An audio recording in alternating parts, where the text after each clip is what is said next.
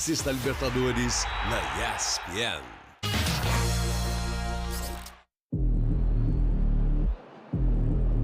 El arbitraje plantea dudas.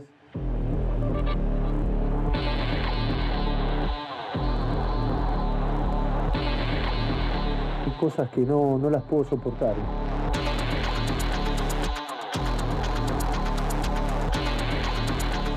Si me tienen que expulsar 20 veces, me van a expulsar porque a mí no me importa. Eu não sei qual que é a intenção do juiz, e se eu não posso julgar a pessoa, mas é muito lamentável o que aconteceu com a gente aqui hoje. Na realidade, acabou com o jogo, né?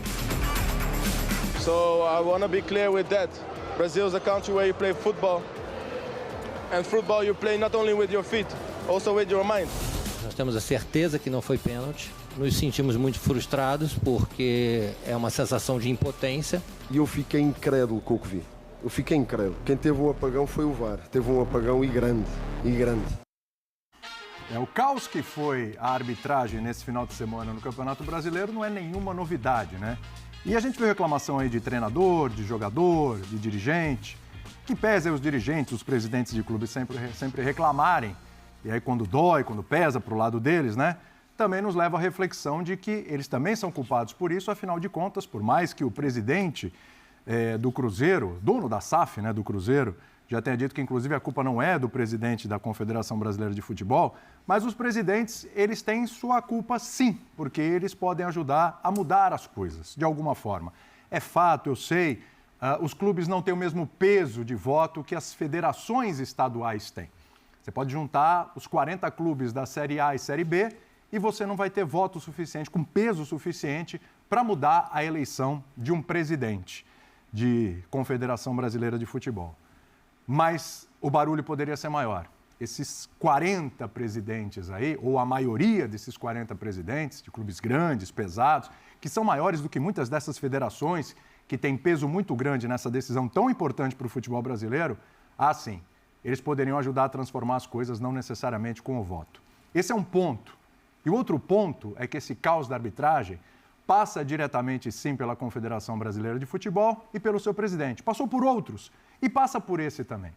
Porque Edinaldo Rodrigues teve uma grande oportunidade na administração do Wilson Cennemy de construir um centro de formação, capacitação, um centro onde os árbitros, inclusive, passariam por uma formatação para que todo mundo aplicasse a regra do mesmo jeito. Ele autorizou a ideia do Cennemy, custo de 60 milhões de reais. Porém, no meio desse processo, Cennemy chegou para Edinaldo e falou: Edinaldo, vamos trazer os árbitros aqui para o Rio de Janeiro a cada 15 dias, enquanto esse centro não fica pronto, para que a gente possa fazer essa formatação, já que cada federação ela tem o seu método, então a arbitragem fica um pouco diferente de um lugar para o outro, vamos padronizar? E o Edinaldo falou: não. Isso envolve viagem, hospedagem, logística, tem um custo. Falou que não tinha orçamento para tal.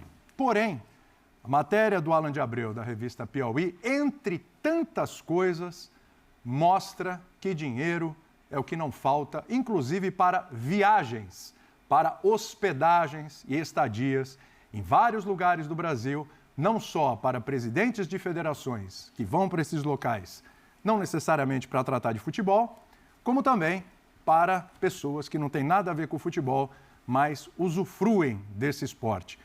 Outras administrações já fizeram coisas parecidas também. É uma prática, mas é uma prática que não deve virar rotina e alguém precisava mudar isso. Esse era o discurso do Edinaldo Rodrigues, né? Da lisura, da transparência, de moralização, inclusive, quando assumiu a CBF e agora foi reeleito. Linha de Passe vai tratar desses temas no programa de hoje, entre outros, como eu disse, baseados na matéria do Alan de Abreu, da revista Piauí. Está publicada, as pessoas podem ter acesso digitalmente, pode comprar a revista na banca, enfim, tem muita coisa, não dá para tratar num programa de 1 hora, mas os principais fatos a gente vai tratar sim. Jean Oddi, boa noite para você, tudo bem? Tudo bem, boa noite, William, boa noite a todos. Pois é, eu acho que, no fim das contas, rodadas recheadas de erro de arbitragens, como a gente viu nesse final de semana, não são raras. Mas que bom que uma delas tenha acontecido logo depois da publicação da matéria na revista Piauí. Porque a revista, ela escancara, né, como essa malversação de dinheiro da entidade prejudica também a arbitragem. Eu acho que tem muita gente que tem, talvez, dificuldade de ver essa ligação direta e acha que quando a gente fala desse tipo de coisa, a gente está querendo ocultar o erro de arbitragem aqui, né? Porque tem interesse de um, tem interesse de outro. Infelizmente, as pessoas se acostumaram a ver o jornalismo esportivo sob esse viés, achando que todo mundo que trabalha com jornalismo esportivo trabalha pensando no seu clube. E não é assim, por sorte, não é assim com todo mundo ainda. Então, eu acho que é importante que fique claro que, sim, tudo que a gente vê escancarado, e a matéria é muito substanciosa, ali ela tem muita coisa, ela tem muito conteúdo, tudo que a gente vê escancarado ali de malversação de dinheiro da entidade tem uma influência direta na má arbitragem. E exemplos disso estão na própria matéria. E assim, é bom dizer que, claro que você vai ter mais dinheiro, vai resolver todos os problemas da arbitragem brasileira. Não, em lugar nenhum do mundo a arbitragem funciona 100%. Mas quem está aqui no futebol brasileiro, acompanhando rodada após rodada, sabe a margem de melhora absurda que a gente tem, e a gente vai ver que os gastos absurdos da CBF, a maneira inacreditável como esse dinheiro é gasto, acaba sim colaborando para que não exista dinheiro para cuidar da arbitragem, para fazer melhorias naquilo que é um dos principais problemas do futebol brasileiro atualmente. Verdade. Bom dizer que a sugestão do Edinaldo naquele momento, quando cortou a parte orçamentária para as viagens, para que os árbitros pudessem vir ao Rio de Janeiro, foi: vamos fazer isso via, como é que se chama? Ensino fala home office, ensino à distância, EAD. EAD. E assim foi feito via EAD, curiosamente no ano em que mais de 100 árbitros foram afastados. Pode ser erro à distância também. Pode ser erro à distância, né, Calçade? Boa noite para você. Cara, assim, boa noite, a gente que trabalha no jornalismo esportivo, né, a gente, assim, conhece bem esse mundo. No sábado, encontrei uma pessoa no mercado, falou, entre umas coisas que o torcedor falou para mim, eu fico triste, às vezes na segunda-feira, quando meu time perde, eu falei, amigo, não faça isso, dá uma lidinha na matéria do Piauí, você vê como o sistema funciona, você vai ficar triste, não se preste a isso. Infelizmente, o futebol está nessa. Você tem que ser bem seletivo, porque assim, a paixão ainda é o que move o futebol. Mas a paixão dessa gente não é pelo futebol. Se você tem um volume altíssimo de grana, a maior parte é para a manutenção do sistema e não para resolver os problemas do futebol. Sim. Isso é evidente. Isso já que você tem federações que têm peso maior de votos, você tem que infelizmente, manter essas federações felizes. Isso é assim desde que eu comecei no jornalismo esportivo. Lá, 40 anos atrás, o sistema é esse.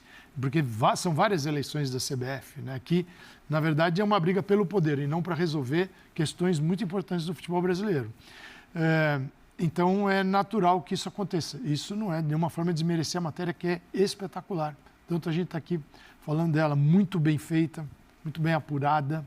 Não é fácil fazer um trabalho desse e o resultado é magnífico.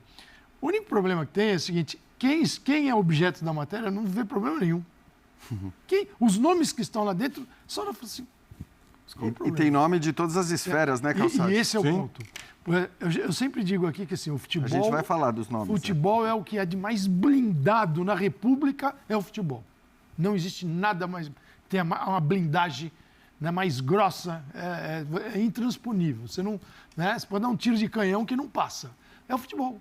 Você tem políticos à direita, políticos à esquerda, gente do Congresso, judiciário... Bancada da bola, tem até hoje. Bancada da bola, e todos eles ali no sistema. Aí você fala assim, como é que você vai avançar? Outros setores têm problemas, mas o futebol não tem. O futebol não tem. É impressionante. E cada vez mais não é uma percepção mais, é uma constatação. Isso é óbvio. Ele é blindado e causa um fascínio. Então a gente está falando, na verdade, de uma entidade que é uma ação entre amigos. Sim. Não é, e o futebol brasileiro é algo que está num plano muito inferior. Porque a arbitragem, a gente iniciou o programa com críticas. Todos os presidentes de clube votaram no Edinaldo. Foi eleito por unanimidade. Todos. E só tinha ele de candidato, então, bom que se diga. Desculpa, eu não aceito nenhum cartola reclamando. Porque se o sistema que é capitaneado por ele tem um problema tão grave que é o da arbitragem, você troca. E eles, até o Textor. O Textor, que esperneou, nossa, foi lá. esperneou, tem Desapareceu. esquema. Eu tenho aqui um dossiê. Isso. O que ele fez? Bem lembrado. Foi junto. Bem lembrado. Então, ninguém pode reclamar. Eu não aceito esse tipo de reclamação. Esse eu não aceito. Estão todos nessa blindagem e mantendo. Porque quando eu falo do poder de transformar, que não vai ser com o voto, porque eles não têm essa capacidade com o voto, é impossível. Você pode fomentar um outro nome, você pode começar a trabalhar. Não, isso também não é feito. Mas não dá para votar. Não tem problema. A menos que o nome aumente a verba. Exatamente. Um nome que surgiu não teve vez, Vitor Birner, não teve oportunidade, porque foi bater na porta de teve gente, inclusive está na matéria, teve gente, lá no final da matéria, teve gente que nem recebeu o Ronaldo, nem recebeu. Não teve gente, não. Todos. Ninguém recebeu. Teve um que recebeu. Somente o Reinaldo. Segundo a matéria, teve um que recebeu, mas que no meio do jantar disse estar satisfeito com o Edinaldo e tal, etc. E no final das contas, o Ronaldo não conseguiu apoio de sequer, porque todos estão muito bem amarrados com o Edinaldo. Afinal de contas, se você ocupa a função que você ocupa, você ganha X, entra um presidente e aumenta exorbitantemente o seu salário, sua mesada, né? Exorbitantemente a sua mesada, e cada um está num patamar, mas o aumento foi considerável. Fora isso, fora algumas outras mordomias, algumas regalias que a matéria mostra, tá? Que estão na matéria, e aí você fala, não, eu vou morrer abraçado com esse cara. Vou morrer não, né? Vou viver abraçado com esse cara, Vitor Birner. Tudo bem? Tudo bem, William? Boa noite a você, Jean Calçade, Pedro, aos fãs e às fãs do esporte. É difícil desatar esse nome. Lembra quando saiu a notícia que o Ronaldo seria candidato? Eu repeti todas as vezes que me perguntaram que eu estava muito curioso para ver como isso ia acontecer e como ele cogitaria ganhar a eleição da presidência da CBF, porque eu não entendia como. Né? E eu não consigo ver no Ronaldo alguém tão ingênuo, porque o Ronaldo conhece o sistema, o Ronaldo teve clubes, o Ronaldo conhece gente de SAF, conhece gente de mercado de investimento. Né? O Ronaldo tem um staff pesado por trás, não é o Ronaldo que toma todas as decisões, o Ronaldo é a imagem das decisões. Eu estava muito curioso para ver como ele ia conseguir entrar nesse sistema para tentar mudá-lo. E ele não conseguiu. Com todo o tamanho e com todo o staff pesado, onde tecnicamente, com certeza, há muito mais gente capaz de gerenciar o futebol brasileiro, ou qualquer empresa, do que a gente imagina que os cartolas, eu estou me referindo muito dos donos dos clubes, dos presidentes de clubes e modelo associativo, com exceção a Leila, né? E se eu fosse falar até pouco tempo atrás, o Landim, porque com todas as coisas que você pode criticar, questionar, não dá para dizer que economicamente não é um bom administrador, que não tinha condições de fazer isso, a gente podia discutir questões do futebol. E ficou muito claro que o sistema é intransponível. Porque o sistema, ele é feito para ser errado. E não é feito para ser justo ou certo. Acho que as pessoas que querem mudá-lo radicalmente são até um pouco ingênuas. Porque tem perguntas muito óbvias que respondem por que o sistema é assim. Primeiro, por que a CBF é dona do futebol? A CBF não criou o futebol, não comprou o futebol era gerenciado pela CBD antes de ir para a CBF. Por que a CBF é uma entidade privada? Se a CBF é uma entidade privada, quem manda na CBF? E não entra dinheiro público, porque até 89 entrava, aí o Ricardo Teixeira mudou isso tudo. Claro, porque aí você minimiza a possibilidade de investigação, ainda que, e aí eu espero que o Ministério Público, depois da matéria, das evidências da matéria, se mexa. Quer dizer, é claro que a gente não vai saber se eles vão iniciar ou não uma investigação, mas eles poderiam, porque ainda que seja uma entidade privada, é uma entidade privada que lida com um patrimônio nacional, que é o futebol, que representa o Brasil em entidades internacionais como a FIFA. Então não tem muita discussão sobre o fato de que o Ministério Público poderia e pode investigar a CBF. O que está faltando é investigar, porque, como disse o Calçade, cara, parece que todo mundo de todos os lados. E é bom que talvez esse desapreço pelo futebol une o Brasil. Une a esquerda, une a direita, une o STF, o Senado, a Câmara, está todo mundo junto. para não cuidar do futebol. É a impressão que a gente tem, inclusive ao ler a matéria, quando você vê nomes como Arthur Lira, como Gilmar Mendes, como Humberto Martins, é uma loucura, assim, como... Às vezes eu tenho a impressão que, assim, o futebol é menos relevante. É só futebol. Então, tudo bem, no futebol pode tudo... E aí é muito triste, sabe, a gente ver o futebol tratado dessa forma. Então, a CBF é um órgão político, dentro de um contexto brasileiro, que precisa atender a muitos interesses políticos e não necessariamente esportivos. Qual é o papel de quem acha, por exemplo, que os clubes ainda podem trabalhar com modelo associativo, porque isso é uma consequência do modelo associativo, porque se fossem donos de clubes em todos os locais, e é por isso que eu não sou mais ideológico, porque o meu futebol, já falei, era um futebol onde os clubes seriam dos torcedores, o futebol com ingresso barato, como isso morreu. Quando todos os clubes forem administrados por executivos de nível alto, não sei se isso vai acontecer um dia, os clubes não atendem mais a CBF, eles se organizam. E aí acabou a festa. Os clubes não cedem jogadores para a seleção, os clubes não precisam mais responder à arbitragem da CBF, eles vão cuidar disso e as coisas vão ficar melhores. Qual é o papel, acho, da CBF para tentar tornar a situação de pressão menor para ela? Entregar boas arbitragens, gramados bons, tudo que não é automático, investimento. Todas as coisas que se a CBF fosse um pouco mais hábil ao lidar com a opinião pública e não se porque dinheiro se não pensasse apenas nas questões políticas, ela faria e a gente literalmente não ia ficar enchendo da CBF. A matéria comprova que dinheiro não falta. Antes do Pedro, assim, não é que existam... Mas já foi pior, hein, a CBF? Todas as ligas no mundo são dominadas por santos e os diabinhos estão aqui. A diferença da nossa para as outras é que as outras, elas dão assim, passam um verniz no produto. E tem um mínimo de controle, né? Mas o produto é bonito e tal. Aqui não. Aqui, nem o verniz. Aqui ninguém tem vergonha de nada. Quem está dentro, acho que nós estamos... Qual é o problema de gastar o dinheiro do CBF comprando passagem para babá? Da filha de não sei quem. Babá, cabeleireiro. Pô, imagina. E aí não tem dinheiro para você, por um VAR semiautomático. Aí segura, Pedro. Não tem grana. Boa noite, Pedrão, boa noite. Calça, Jean, Birne. Eu acho que tem duas premissas que elas são fundamentais assim, para a gente tentar... Para a gente começar o papo que a gente começou aqui sobre o CBF. A primeira é o que o Birne falou. A gente às vezes confunde quando a gente insiste em achar que a CBF é um órgão esportivo. A CBF ela não é um órgão esportivo. A CBF não tem em seus quadros profissionais técnicos com formações esportivas, a não ser na diretoria de seleções, que é quase que um mundo à parte ali no segundo andar da sede. Ela não tem em seus quadros profissionais técnicos do ponto de vista esportivo.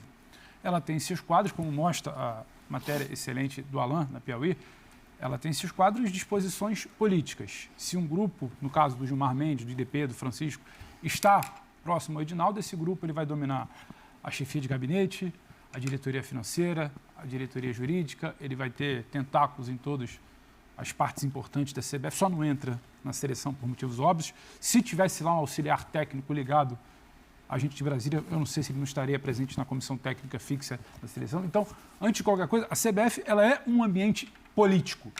Ela é feita para ser política. E ela não é esportiva, só que ela tem que gerir seleção, Campeonato Brasileiro, competições esportivas, seleção de base, formação, fomento. Então, só que aí a coisa acaba se confundindo. E a outra premissa, que é a situação da eleição. Por mais que o Edinaldo bata muito na tecla, a gente tem que ouvir o que o presidente tem a falar, inclusive o canal está sempre aberto quando ele quiser falar. Esse programa, inclusive. Por mais que se bata sempre na tecla da democracia, mas aí eu fui eleito com os votos, e de fato, teve eleição, teve um processo democrático. Eu estou aqui para romper com o passado.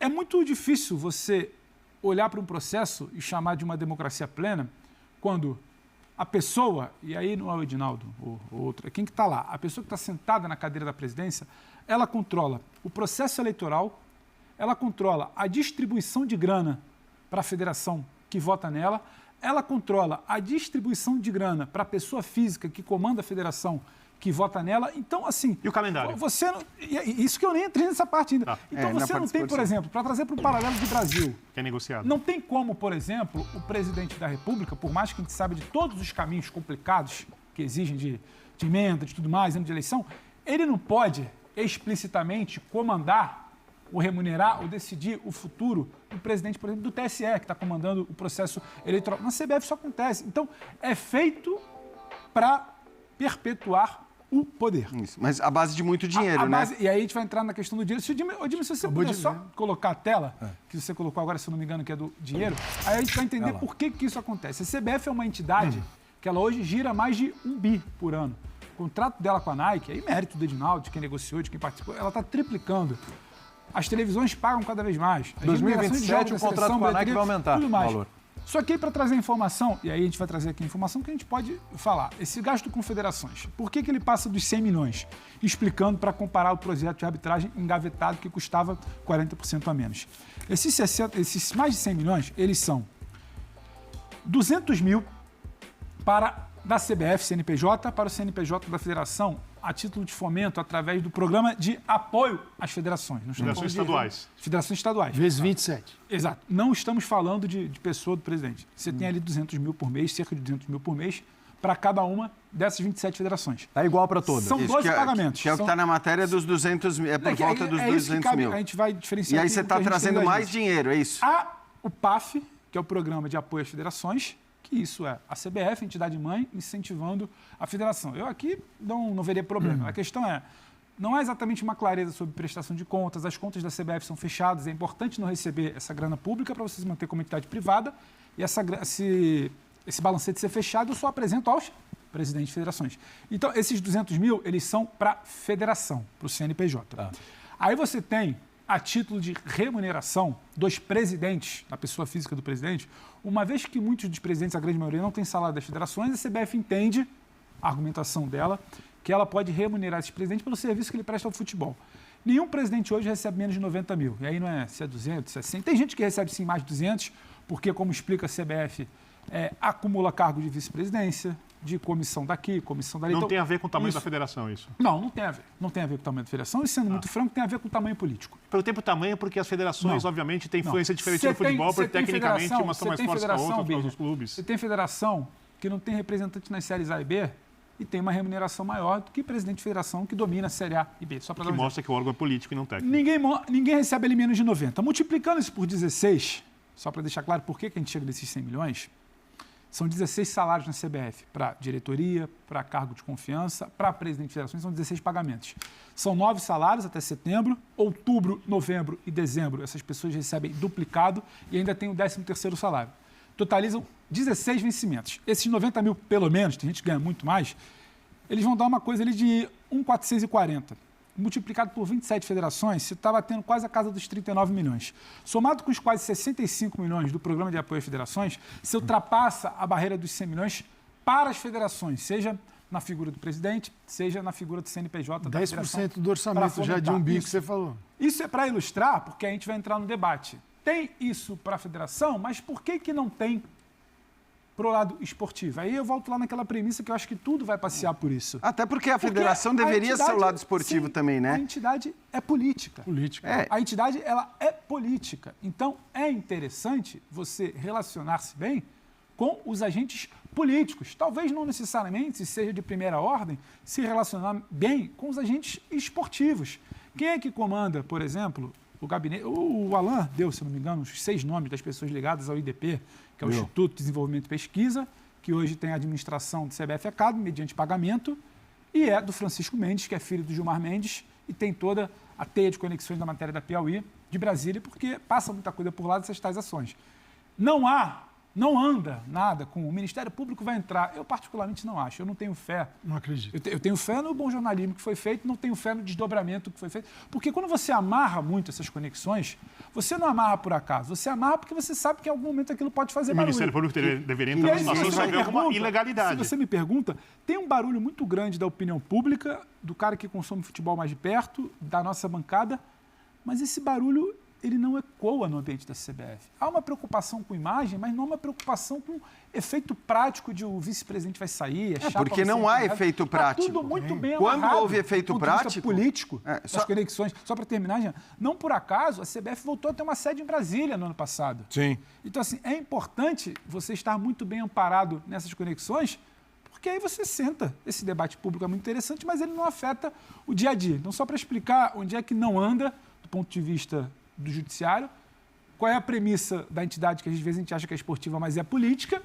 e essa confusão dos valores de democracia que você comanda o processo eleitoral e a grana de quem vota. Mas fala, Jean. Fica difícil. Não, eu acho que assim, não há efeito prático porque a teia de conexões ela é muito bem armada. Sim. Porque deveria haver. Eu acho que a gente...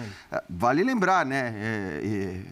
A gente não pode afirmar o que leva alguém a votar a favor ou contra, mas, enfim, o Edinaldo ele é levado de volta à cadeira da CBF depois de ter sido afastado, ou seja, houve um efeito prático, sim, e ele foi afastado do comando da CBF e ele é levado de volta pelo Gilmar Mendes.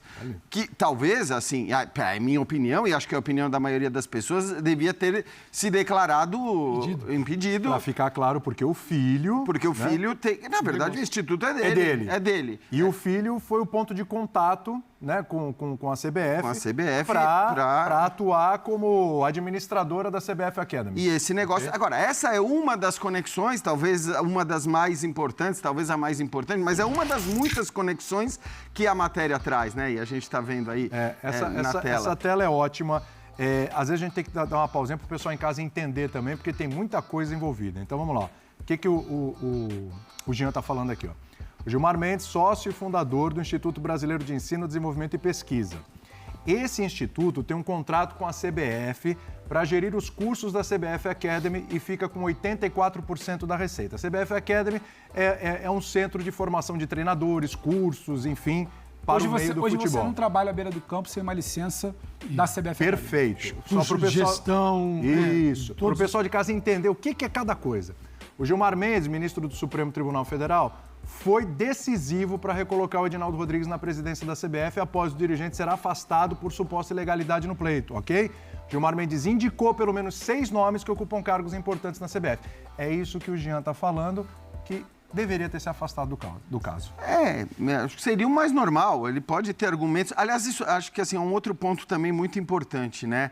Eu acho que de uns bons anos para cá, 5, 6 anos para cá, a gente tem no Brasil o silêncio como comportamento padrão de todos aqueles que são envolvidos em acusações, em denúncias por parte de reportagens, né, da imprensa. Então, assim, é impressionante que depois de uma matéria como essa da Piauí, com os indícios que ela tem, com as provas que ela tem, a gente vai, inclusive, daqui a pouco ouvir um áudio de um presidente de federação para o Edinaldo e tudo mais. Então, diante de tudo que a matéria apresenta, é impressionante que a gente tenha um silêncio absoluto, né, nos dias que se seguem a publicação da matéria. Porque a CBF não emitiu sequer uma nota, o Edinaldo não emitiu sequer uma nota, eu não vi o Gilmar Mendes falar nada, Humberto Martins não vi falar nada, ninguém diz absolutamente nada, como se tudo fosse normal ou como se... você estivesse adotando aquela estratégia que virou uma estratégia comum nos dias atuais, em que as redes sociais vão trazendo temas após temas, mudando os assuntos, mudando o foco das discussões. Você fala, não, beleza, fica quieto, não responde nada, que daqui a pouco todo mundo já esqueceu disso. E por isso que eu acho que a gente tem que continuar, com perdão da expressão chula, enchendo o saco. O tempo todo, a gente tem que fazer o que a gente está fazendo aqui, a gente tem que fazer... O que o PVC fez hoje no UOL ao entrevistar o presidente do esporte, e cada vez que for entrevistar um dirigente que vai reclamar de arbitragem, a gente fala, mas pera lá, eu queria só entender, você está reclamando desse lance, olhou o frame aqui, olhou o frame ali, mas vamos falar um pouquinho, o que você fez para melhorar a arbitragem? Então, eu acho que é importante que as instituições se manifestem, que as pessoas envolvidas na matéria se manifestem, para que pelo menos a gente escute o lado delas. Qual que é a justificativa? É porque é normal, está tudo ok, não tem nenhum conflito ético? Tá bom, se essa é a visão deles, vamos só ouvir, pelo menos, porque virou padrão no Brasil. Essa coisa de você é acusado, os indícios estão ali, as provas estão ali, as frases são fortes, mas você simplesmente se cala e espera a próxima hashtag mudar o assunto geral. Quer ver um trecho importante também que está lá na revista? Olha só, aquilo que a gente está falando que, além da mesada... Tem algumas benesses, algumas regalias que não estão necessariamente conectadas com o futebol, tá? É com a vida pessoal desses envolvidos. Olha isso, ó. O Roberto Góes, ele é presidente da Federação Amapaense de Futebol e vice-presidente da CBF, é um dos vice-presidentes. De vice-presidente eleito agora na chapa que ganhou por aclamação, é um dos 8 vices do Edinaldo. Ou seja, ele tem a mesada dele, deve ganhar um pouco a mais, porque é vice... Um pouco não, bem a mais, porque é vice-presidente da CBF também, tem o plus a mais, como diria o outro. A CBF pagou a passagem, Macapá para São Paulo, e hospedagem para o Góes, para a esposa, para a irmã, para a filha e para a babá. Motivo: a esposa de Góes passou por uma cirurgia em um hospital em São Paulo. No pós-cirúrgico, o médico solicitou que a esposa ficasse por mais tempo em São Paulo para recuperar. E o Góes pediu para o Edinaldo estender a hospedagem e mudar as passagens. E sobre isso, a gente tem o áudio dessa conversa. Dá só uma olhadinha. Fala, amigo Edinaldo, tudo bem? Roberto. Amigo, eu estou em São Paulo, a Glaucia passou por um novo procedimento de uma cirurgia e o médico pediu para a gente ficar mais uma semana. E aí eu vou precisar que você me ajude aí para prorrogar aqui a estadia do hotel e as passagens, né? Remarcar. Grande abraço. Aguardo o retorno. Antes de passar para você, Pedro, só agradecer o Alan de Abreu, o pessoal da revista Piauí, que inclusive mandou o áudio para nós, né? Tem a transcrição do áudio na matéria, eles tinham o áudio, a gente entrou em contato, foi você que entrou em contato também, inclusive, e eles prontamente mandaram o áudio para a gente, agradecer o pessoal lá também. Fala, Pedro, você me chamou esse, eu queria... Só para complementar, porque eu acho importante também, para a gente não parecer que está... O que se fala lá é ou não é, o que a CBF não solta uma nota pública, mas ela refuta algumas afirmações da matéria e esclarece outras, como é o caso da situação do pagamento da Copa, das despesas pessoais, do salário dos presidentes.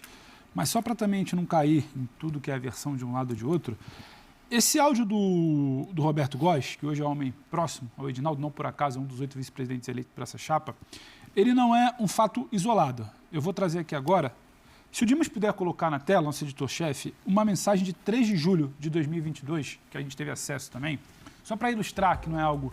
Isso é uma mensagem, só para entender o contexto, que a gente teve acesso. Ela é parte de um processo que um ex-funcionário move contra a CBF e, para anexar que ele de fato cumpria missões mais importantes, acumulava funções, pedia direitos trabalhistas disso, ele mostra como era a relação dele com o Edinaldo. E na mensagem de 3 de julho de 2022, ele encaminha ao presidente Edinaldo, pedindo aprovação, pedindo ok, que o presidente Chaldi, quem é o presidente Chaldi? É o presidente Zeca Chaldi, que há mais de 40 anos comanda a Federação de Roraima.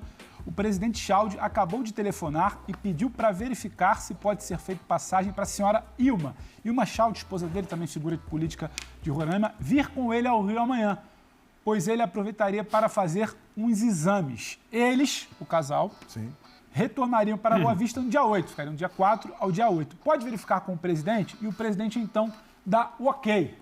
Só para explicar que não é um fato isolado do Roberto Góes. A agenda pessoal dos presidentes de federações, sabe, sempre ali casando com as agendas das pessoas que cercam, seja filha, esposa e tudo mais, cabeleireira, elas são algo de muito tempo na CBF. E é bom que se diga, o Edinaldo hoje é quem paga.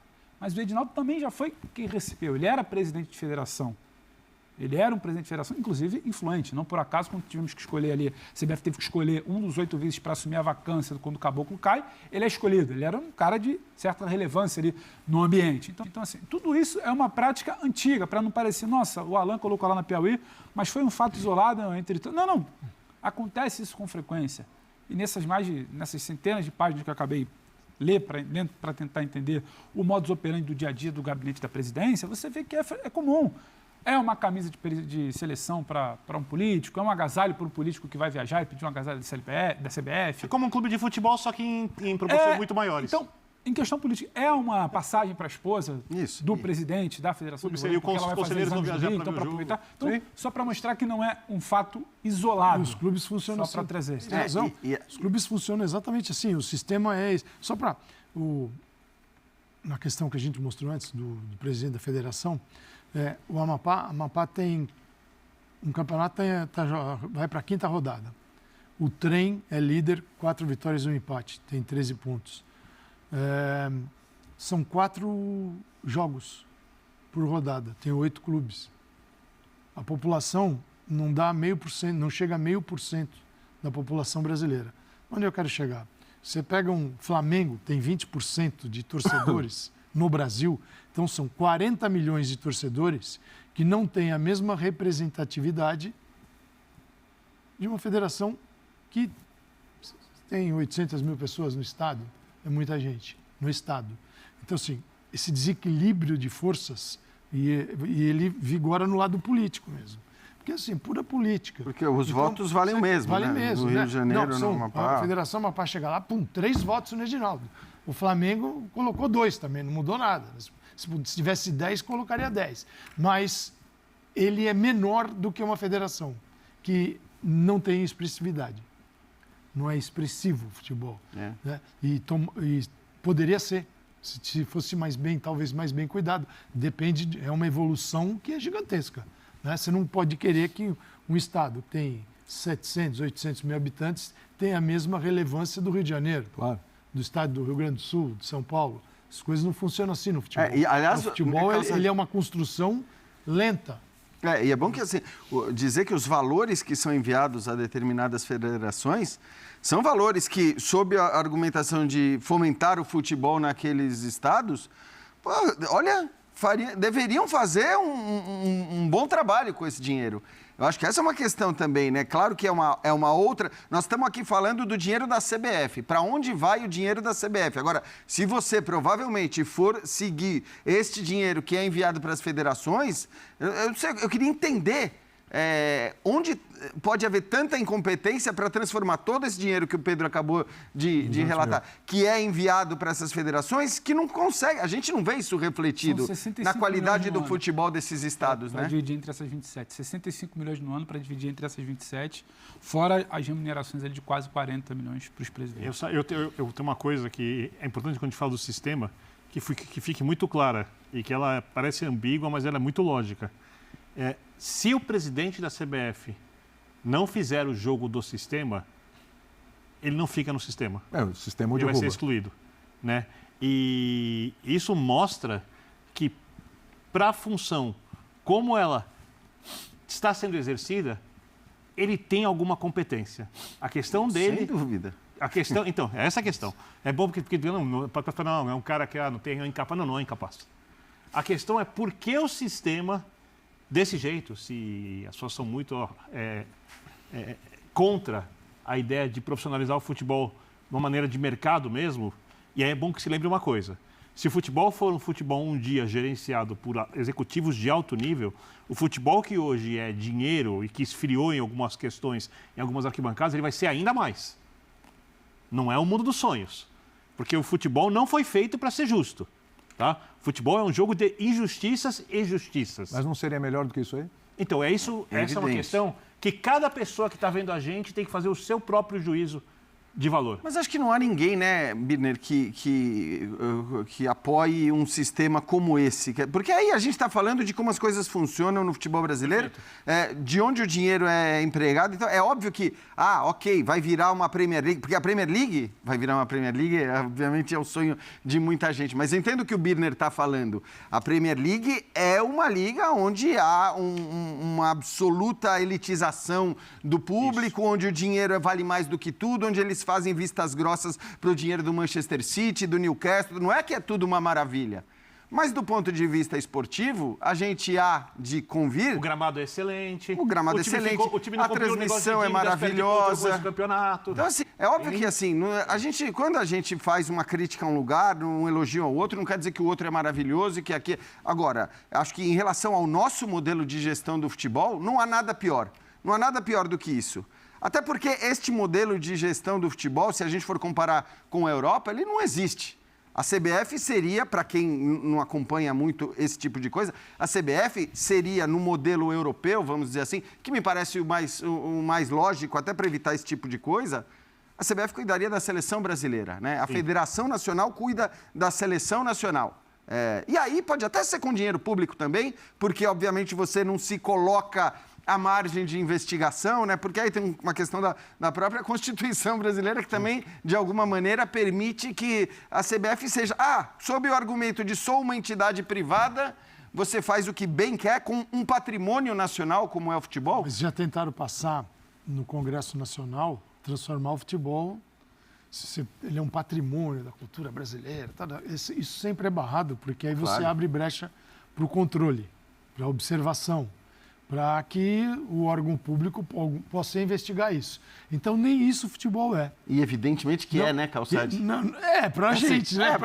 Para ser 203 milhões, né? Mas para uma galera aí, não. Não existe uma identificação maior com o Brasil. Se você perguntar fora do brasileira. O que é o Brasil? É a seleção. Se você falar 3 palavras que te vêm à cabeça quando você fala de Brasil, certamente o futebol está entre elas. Se ela só cuidasse de seleção, ainda ela seria uma entidade talvez bilionária. Sim.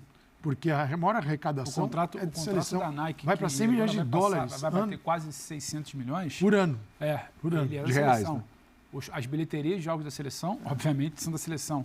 Os contratos de amistosos de fora são da seleção. E aí, o que acontece? Aí você é jogador, né? Seleção brasileira.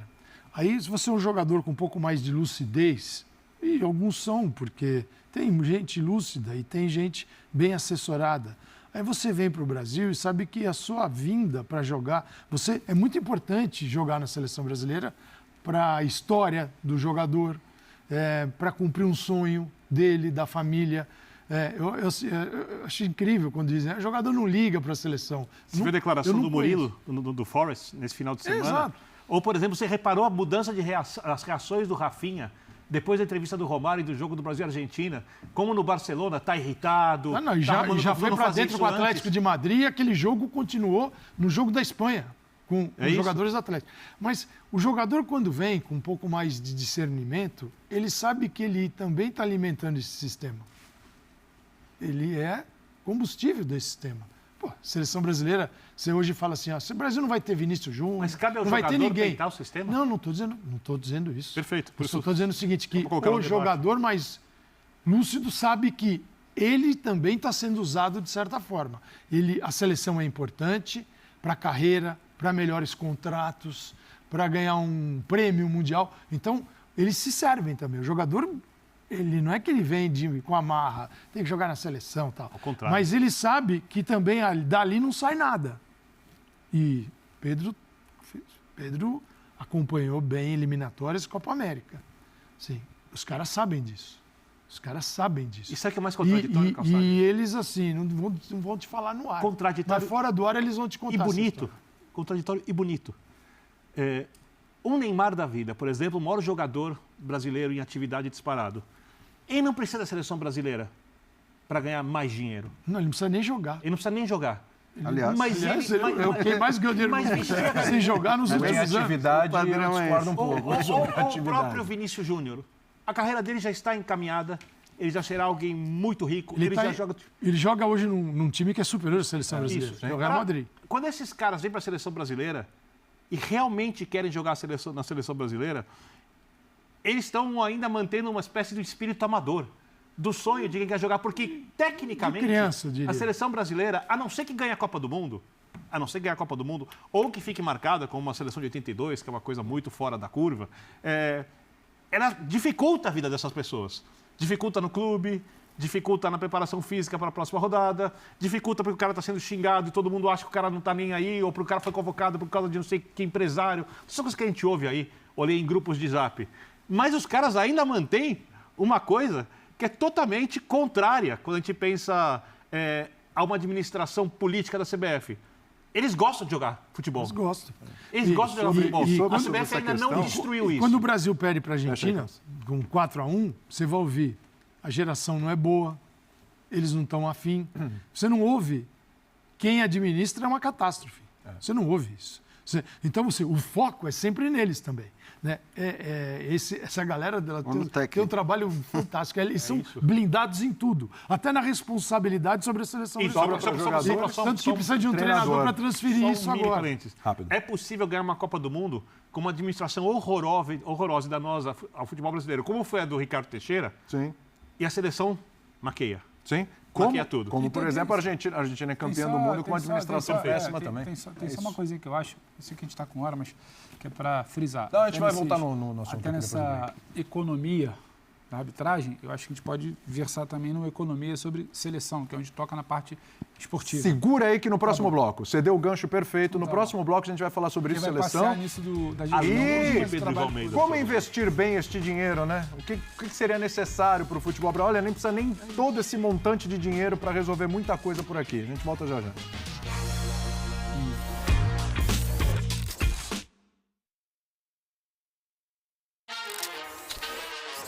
Linha de passe oferecimento. Superbet. Confia que aqui é super. Eu não chegaria onde eu cheguei se não fosse a confiança. 9 peneiras e 9 nãos. Até que o São Paulo apostou em mim. Mas foi graças à confiança de um mestre que eu mudei de posição. Veio a seleção e o único a jogar 3 finais de Copas consecutivas. Eu sou o Cafu e agora eu também jogo no time da Superbet. Confia que aqui é super. Na Superbet, o jogo é super seguro, regulamentado e com saque garantido. Seja super. O meu pai me disse que o diabo ia chegar.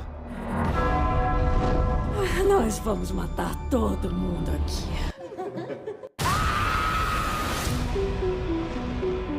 Pai nosso, que estás no céu,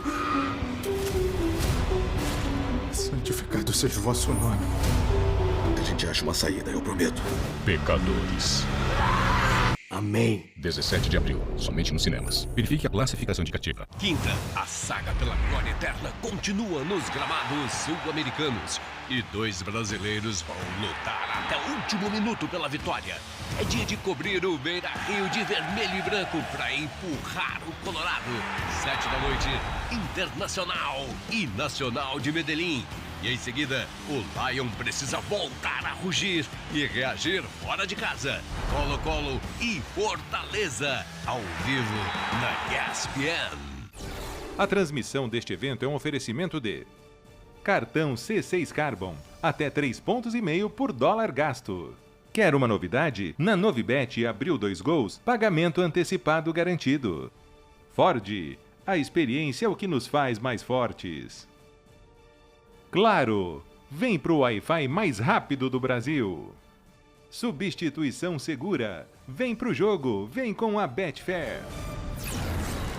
É hora de eu te contar uma história. Uma história sobre Mufasa e Scar. Eu sempre sonhei ter um irmão. Vem comigo, irmão. Juntos começar um novo reino. Ele tá me destruindo. Vamos, Mufasa. Vamos arranjar problema. Vida longa ao Rei Leão.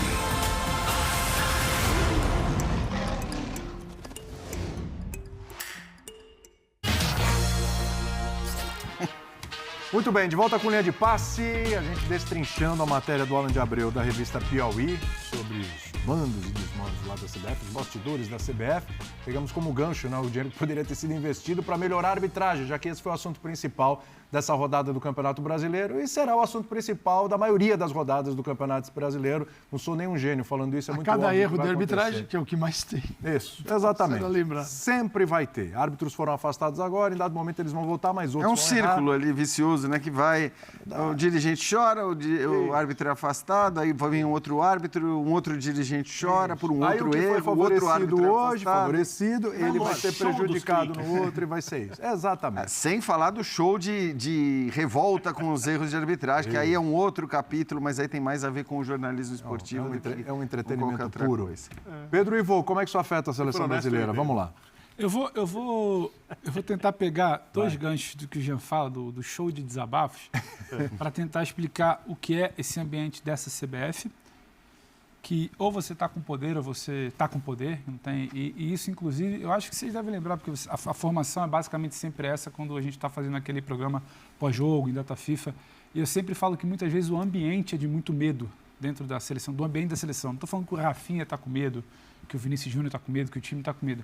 Mas o que cerca a seleção é de medo de subserviência, muitas vezes, ao poder estabelecido, que é a presidência atual. Então, eu vou pegar... Onde eu vou chegar nesse desabafo? A gente teve 2 desabafos ontem, 2 posicionamentos ontem um pouco mais incisivos. Um foi do Pedrinho Lourenço, primeiro do Alexandre Matos, aquele post, depois o Pedrinho vai para a coletiva. E hoje o Pedrinho já se preocupa em pular na frente e dizer, não é culpa do Edinaldo.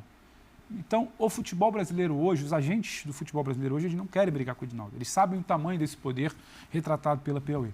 O segundo foi o presidente da Federação Pernambucana, Evandro Carvalho, presidente de muitos anos da Federação Pernambucana, que ele se coloca como um legítimo representante do futebol pernambucano, bacana, e vai à CBF cobrar Edinaldo pelos erros, que ele classificou como erros do jogo Sport e Palmeiras. Isso.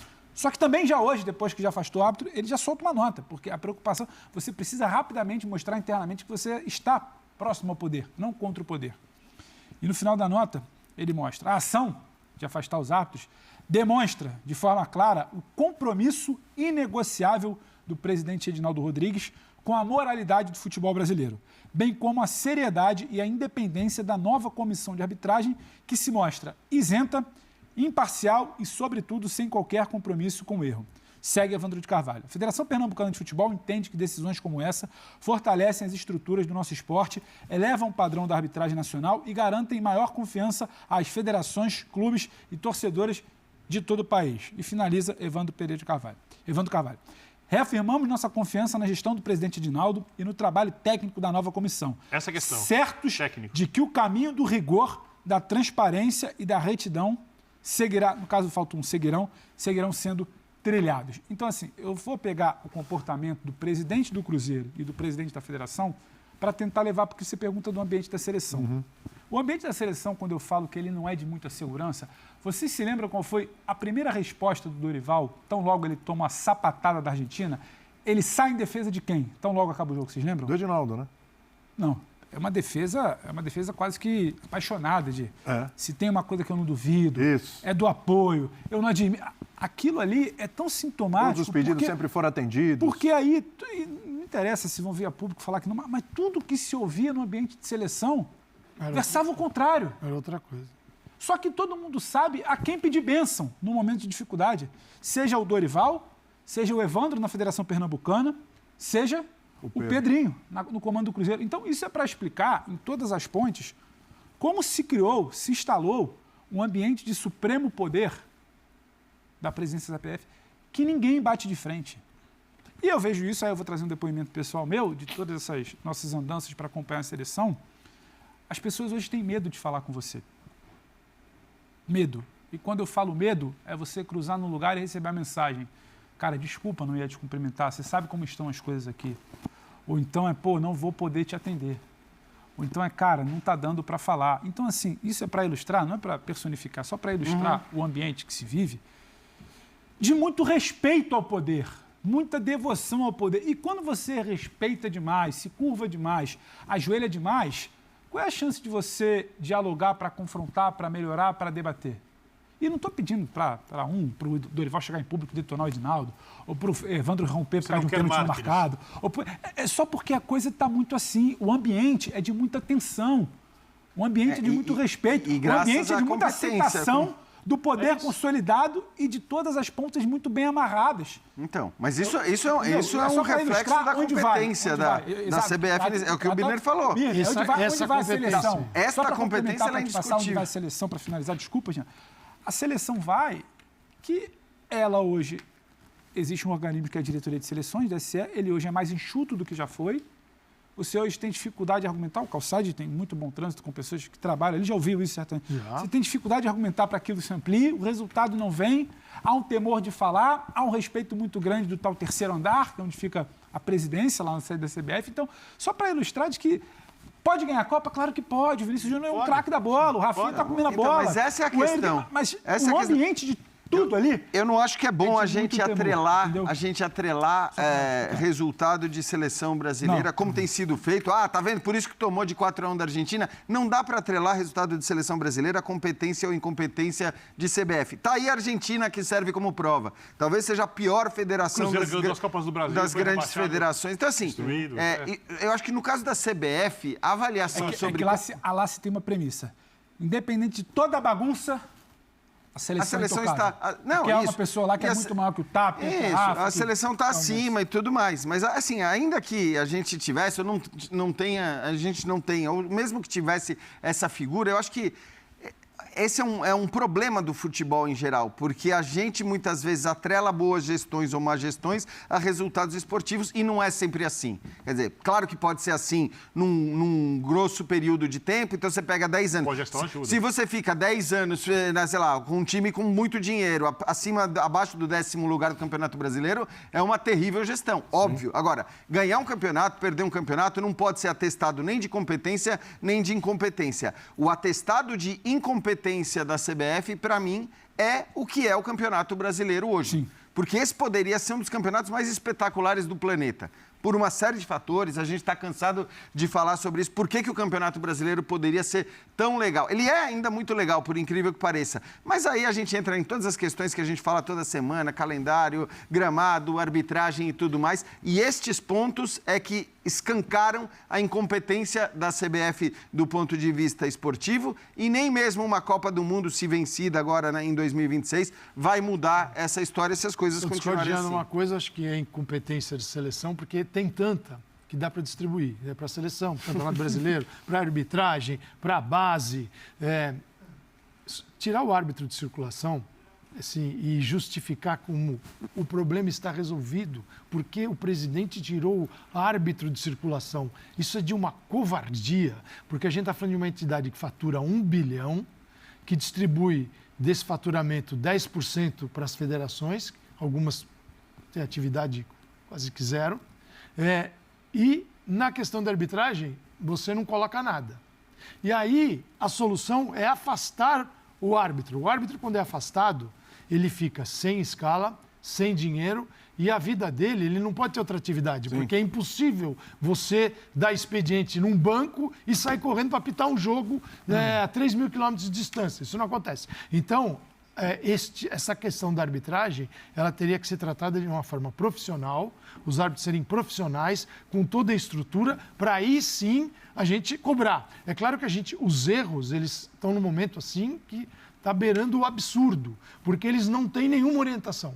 Nenhuma orientação. A orientação é a distância.